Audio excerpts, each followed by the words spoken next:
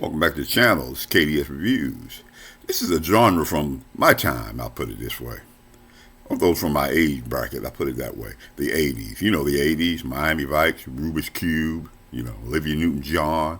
Let's hit some of the highlights of that movies from that decade. Start with Dune, with Kyle MacLachlan and Sting, right here, from the Frank Herbert book.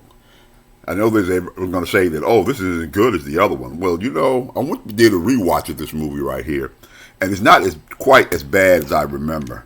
The main thing I remember about this movie is the director, David Lynch. He took an Alice Smithy. He didn't want anyone to know that he was the one that directed the movie, even though everybody already knew that he directed the movie. That's Dune right here. He explains it a little bit to me, a little bit better than the current one. Up next, we got a thriller. That's Michael Caine, Angie Dickinson, Nancy Allen, from the great director Brian De Palma, Dressed to Kill. This is a psychological, I would say, Hitchcock thriller right here.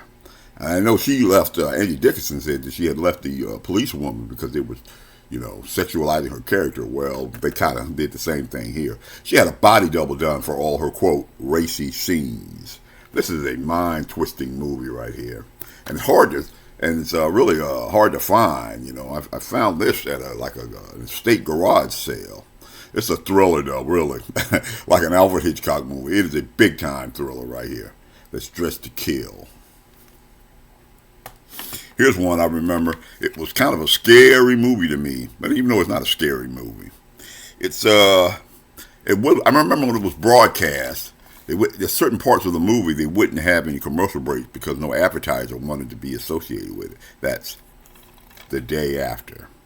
This is the story of what a nuclear war would really be like in real life. Not a Hollywood production, but a real life version of it right here. I remember after it was showed on ABC, Ted Koppel had a special on Nightline. Remember Nightline? That was all before Jimmy Kimmel and everything. This is another movie that's hard to see. And I remember the actual scenes of the nuclear bomb hitting Kansas, I believe it is. That was, for that time period, it was kind of shocking. That's The Day After. Those are my age range. Good luck trying to find that one. Here's one here, one of my favorite comedians here. Still funny to this day. Not all the comedians can say that.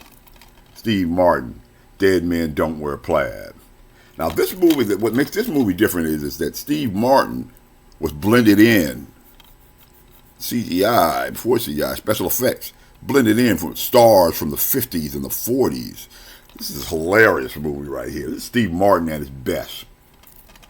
That's Dead Men Don't Wear Plaid. This is another one. You try to find this movie right here, or even find it on streaming. Here's another one right here. The late, great Dudley Moore, Arthur, with the awesome theme by Christopher Cross. Him and John Gielgud right here. He's a millionaire, but he stays drunk most of the time. I mean, this is a comedic movie. It has Liza Minnelli in it also.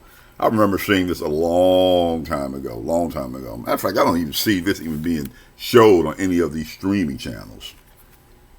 That's Arthur. Here's another one. One has kind of a sad part of a story to it, and that's The Twilight Zone, the movie. There's several different segments. Like one segment is directed by Steven Spielberg, The Kick the Can.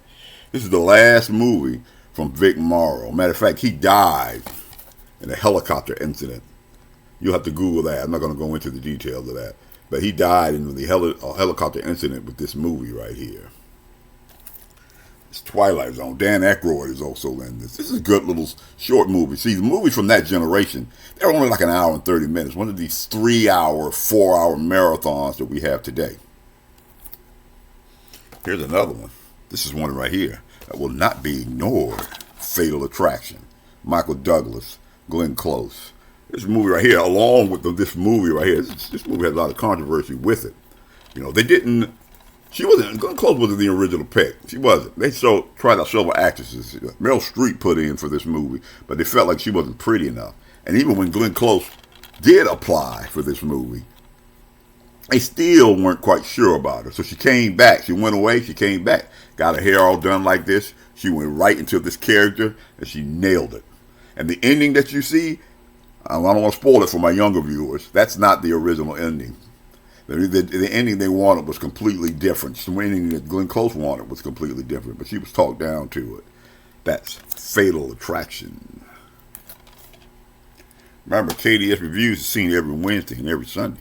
Remember, this is a physical media channel right here. We're all about collections. If you're a collector, we're going to start having some episodes about some things that you need to do, some places you need to go, some places you need to hunt to find some of these hard-to-find movies. This is KDS Reviews. There's some comments down there below. What's a movie from the 80s that you want me to do a highlight on? I will see you in the next video.